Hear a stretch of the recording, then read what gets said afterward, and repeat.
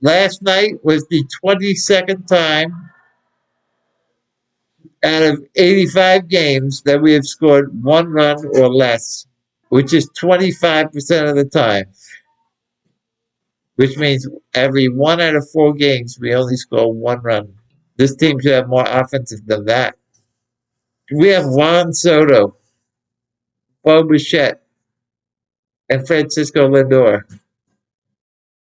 We should be able to score more than 1 run a game. It is Tuesday, June 30th, 2026.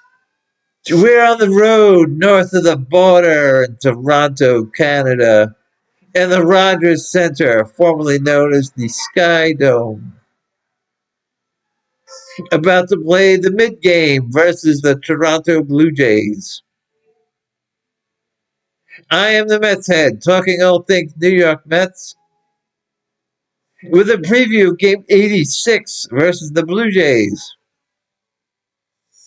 If you enjoy my content, I ask that you please like and subscribe to the Mets head on YouTube, Facebook, TikTok, and Instagram. I did not agree with Vientos starting the game last night and Alvarez batting ninth. Alvarez really is our second best right-hand hitter. It's hard to believe, but we really don't have that many right-hand hitters. Bichette's our best. Alvarez is second best, batting 250. Semien was only batting 214.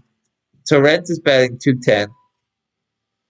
Taylor's not a starter, and neither is Wagman. So Alvarez truly is our second best right-hand hitter.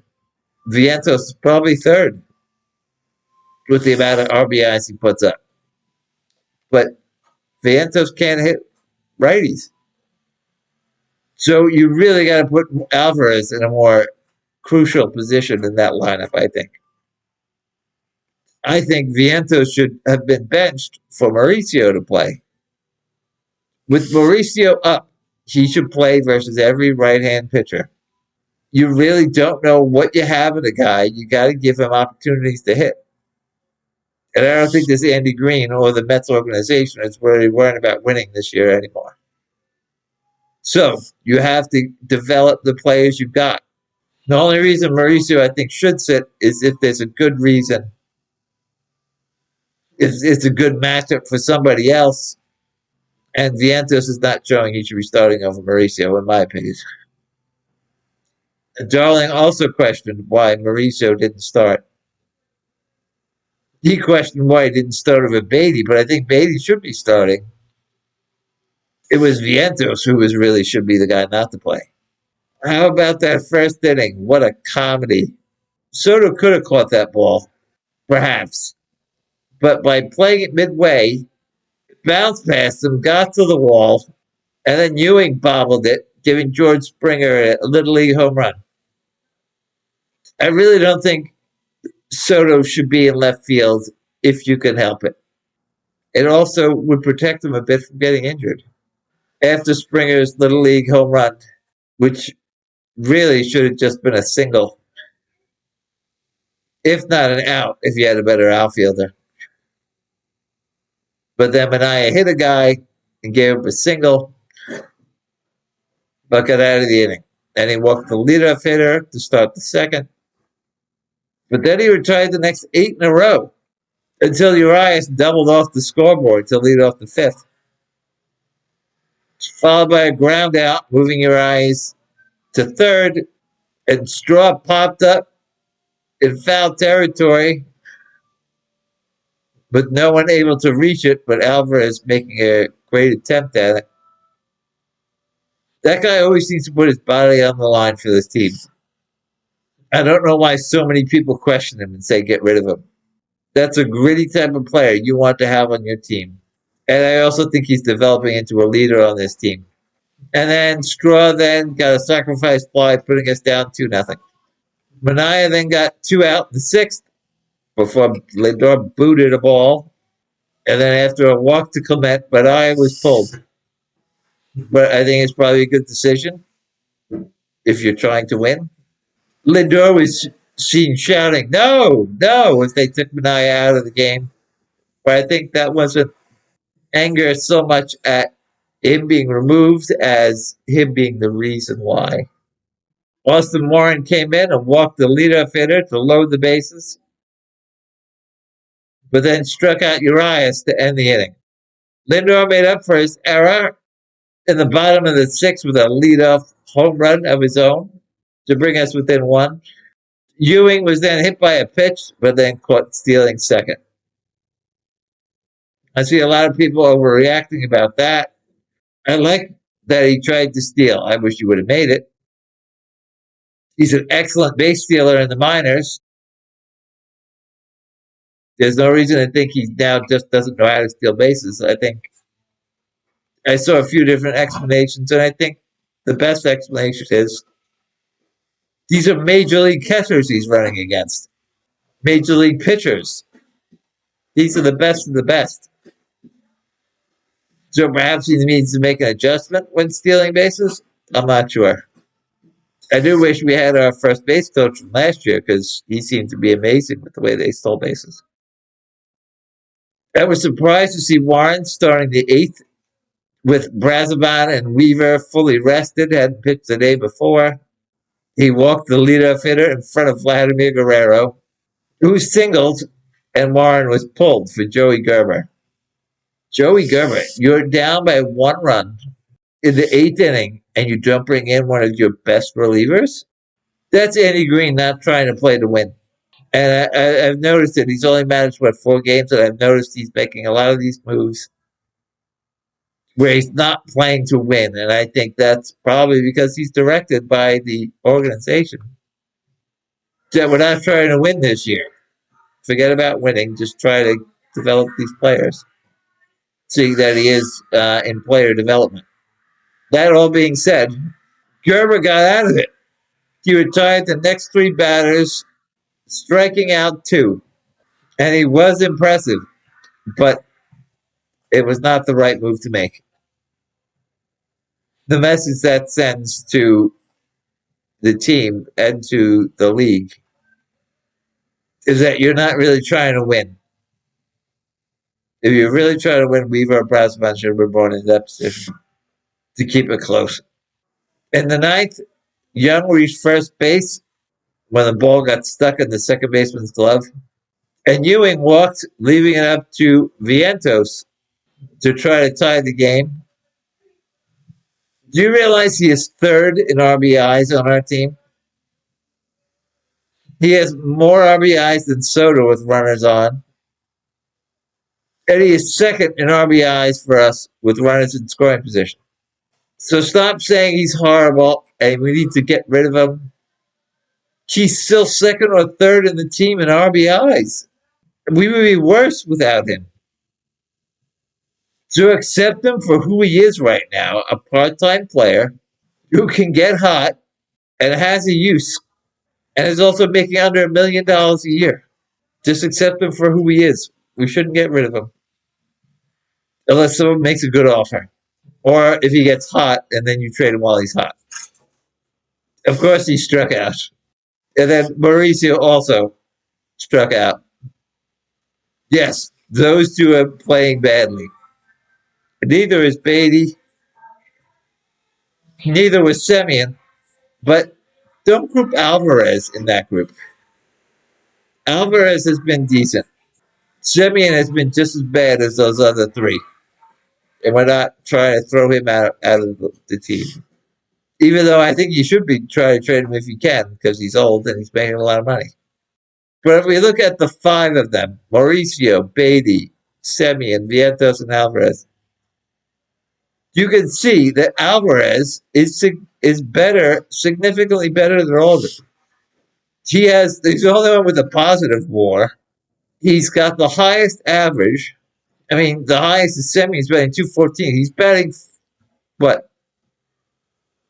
36 points higher? His on-base percentage is higher than all of them. He's got the highest slugging. He's got the highest OPS. So please, remove Alvarez from the discussion of, oh, he's terrible, get rid of him. He's batting .250 with a 741 OPS. Lay off, jokers. And even look at Vientos. He has the most home runs and the most RBIs. Layoff. We're not getting rid of them. There's no one beating down the door trying that should be starting over them. These are the guys you got. Accept it. Stop losing your mind about it. Saying all that, we only had 5 hits, including that home run by Lindor. Mania pitched well. He pitched 5 2/3, giving up 2 runs on 3 hits and 2 walks with 4 strikeouts. It really should have only been 1 run given up, and he should have pitched more than 5 innings if Lindor had not made that error. Warren threw 1 1/3, gave up 1 hit with 2 walks and 2 strikeouts. And Joey Gerber pitched well with that 1 inning, 2 strikeouts. It was interesting also during the game. Did you see Bo Bichette played second base for an inning? I think that would make him more valuable to other teams if he decides to play second base. And it'd be more valuable to our team. Put him at second base instead of Semien next year. And you have options. You can play Beatty at third or Mauricio at third. We are now 35 and 50, 15 games under 500. Last place in the NL East, 15 and a half games behind Atlanta. Now 10 games out of the last wildcard spot. Tied for the 28th best record in the Major League, now tied with Kansas City, which is also the second worst record. Only Colorado is behind us, just 2 games. On the mound for the Mets is 24-year-old right-hand pitcher Nolan McLean from North Carolina, who is 6'2", 214 pounds. Originally drafted in the 3rd round by Baltimore in 2022, he did not sign and was then drafted by us in the 3rd round in 2023. Paul Skeens went first overall, Dylan Cruz second, Langford went number 4, Jacob Wilson was 6th. Both those players just went on the DL. We picked Colin Houck 32nd overall in the 1st round. We took Brandon Sproat in the 2nd round and A.J. Ewing in the 4th. McLean was 11th in Rookie of the Year votes last year, behind Drake Baldwin of Atlanta. Last year he pitched in 8 games. He was 5-1 with a 2.06 ERA. 57 strikeouts in 48 innings with 16 walks, which is a walk every 3rd inning. We had very high hopes for him. Some of the fans went insane and said he should be our '1 starter. This year he's pitched in 16 games. He is 4-5 with a 4.03 ERA, 106 strikeouts in 89 innings with 34 walks. He's got better every 2.5 innings now. Coming off a poor outing versus the Cubs, in which he gave up 6 runs in 6 innings on 7 hits and 2 walks, but with 9 Ks. It was one of 3 of his bad starts this year. He has never faced Toronto. On the mound for the Blue Jays is 35-year-old right-hand pitcher Kevin Gausman from Centennial, Colorado. Is 6'2", 205 pounds.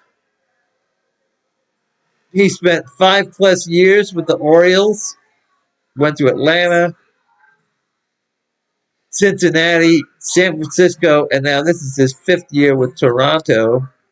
He is a 2-time All-Star, a 3-time Cy Young finalist, and a 1-time MVP finalist. He was top 9 in Cy Young voting in 2021, 22, and 23. He was originally drafted by Baltimore in 2012 with the 4th pick overall. Carlos Correa was 1st, Byron Buxton 2nd, Max Fried was picked 7th. We took Gavin Cicchini 12th overall. Corey Seager was selected 18th. Marcus Stroman was 22nd. He grew up in town next to mine. We took Kevin Plawecki in the second round. Matt Olson was selected by Oakland. Jesse Winker was selected 87th. Edwin Diaz, 98th by Seattle. We took Thomas Nito in the 8th. And we also took Paul Sewald in the 10th round. Paul Sewald, who was very good for the Mariners for a couple of years. This is his 14th year in the majors. He has pitched in 339 games. He is 116th and 119th with a 3.84 ERA. Over 2,000 strikeouts in just about 2,000 innings. With 557 walks, which is a walk every 3.5 innings. Last year, he pitched in 32 games. He was 10 and 11 with a 3.59 ERA. 189 strikeouts in 193 innings with 50 walks, which is about a walk every fourth inning. This year, he's pitched in 17 games. He is 4 and 6 with a 4.36 ERA. 93 strikeouts in 95 innings with 22 walks, which is a walk in better than every fourth inning. The current Mets roster is batting .368 against him with a 1,200 OPS, 14 hits and 38 at-bats with 3 home runs. In his career against the Mets, he's pitched in 6 games. He is 1 and 4 with a 5.14 ERA, 22 strikeouts in 28 innings with 10 walks, which is a walk just under every third inning. My ideal Mets lineup against Gossman would lead off A.J. Ewing, since he's doing so well against righties and doing so well this year. I'd bet Alvarez second. If Ewing gets on, he could steal and keep Alvarez ready to get to double plays. Then I bet Soto third and put him at DH after he ran around all last night and gave Springer almost an in-the-park home run. Soto is 8 for 17 against Gossman with 2 doubles, a home run, and 12 walks. I'd bet Bichette fourth at third base. Bet Lindor fifth. He's 4 for 11 against Gossman with a double, a homer, and 2 walks. I bet Bench sixth. And I'd play Wagaman at first base. He's 2 for 3 with a homer against Gossman. Then I bet Beatty eighth, I guess in left field. And then Mauricio ninth at second base. Toronto is now 40 and 45, 5 games under 500. Third place in the NL East, 10 games behind Tampa. They have the 20th best record in baseball. We hit Gossman pretty good. Let's tee off against this guy. Let's go, Mets go. Until next time, I'm One Gun.